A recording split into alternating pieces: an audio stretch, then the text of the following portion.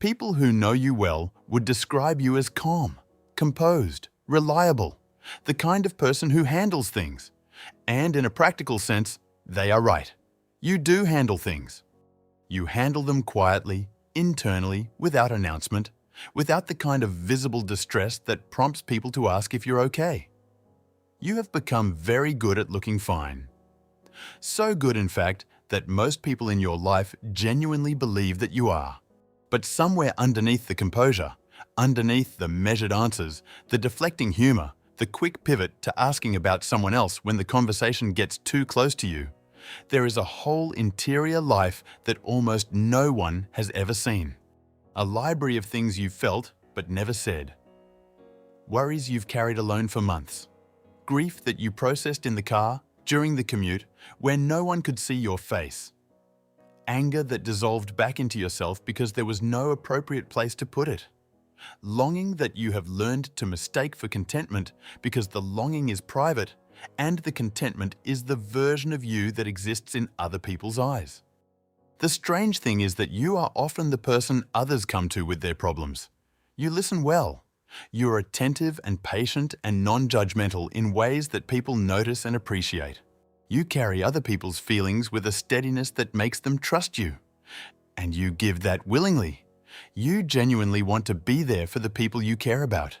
But when the conversation turns, when someone asks how you are doing, really doing, something closes. A door you didn't intend to close.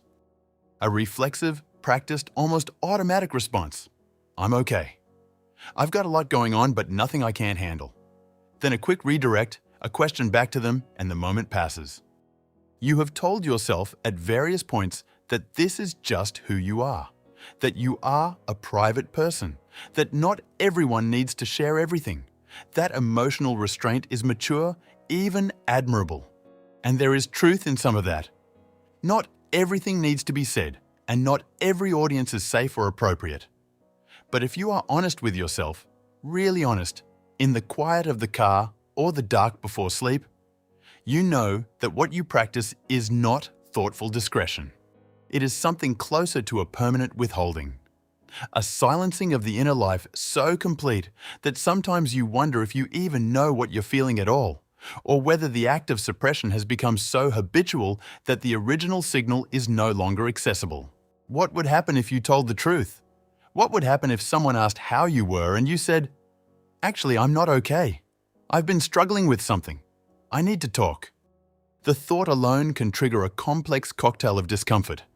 The fear that you'll burden them, the fear that they'll be uncomfortable, the fear that saying it out loud will make it more real, the fear, perhaps the deepest one, that you'll say it and it won't matter.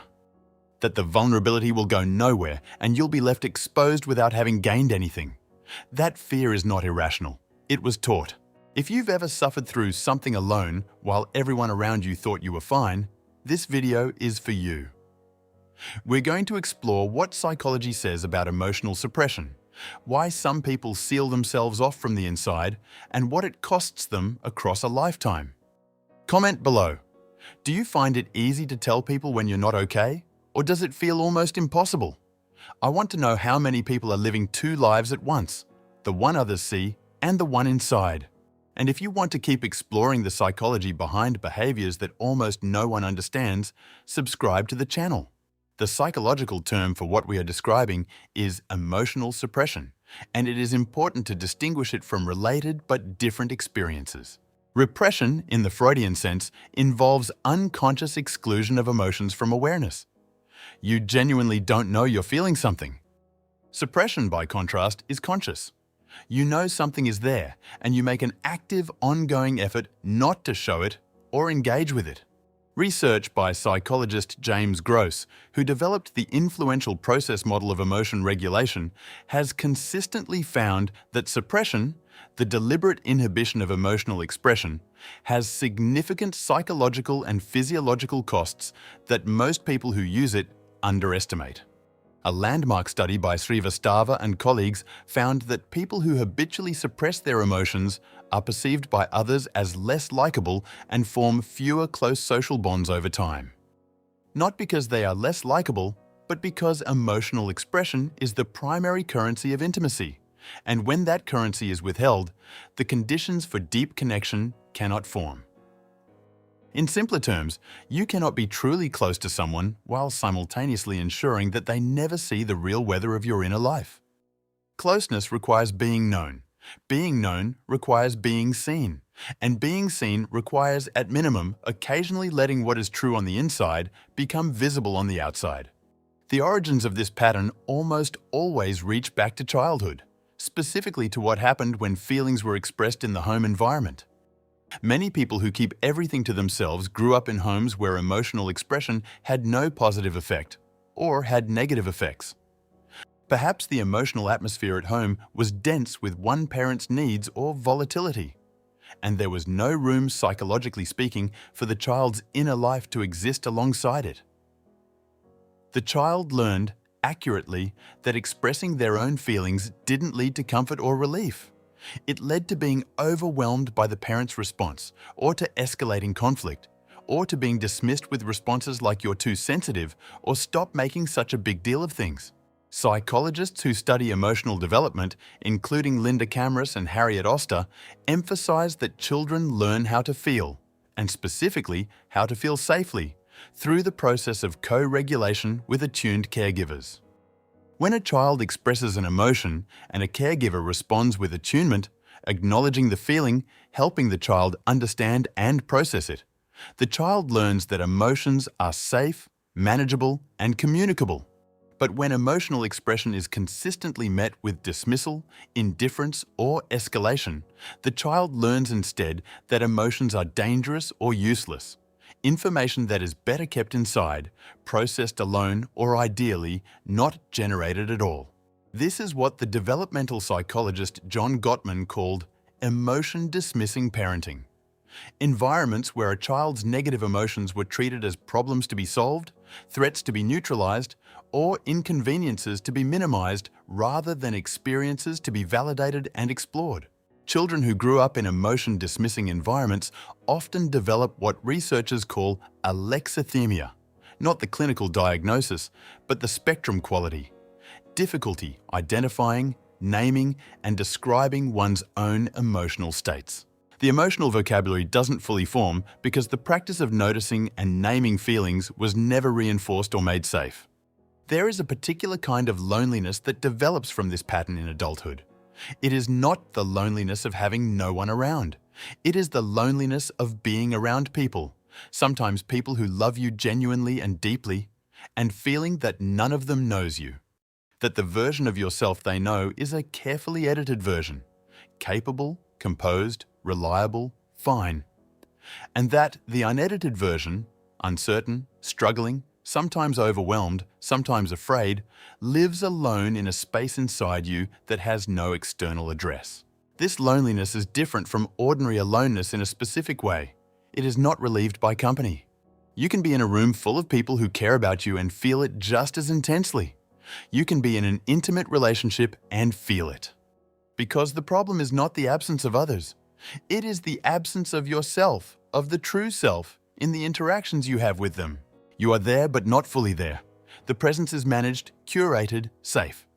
And the part of you that is unmanaged, the part that needs, that grieves, that rages, that doubts, is elsewhere, always elsewhere, waiting alone.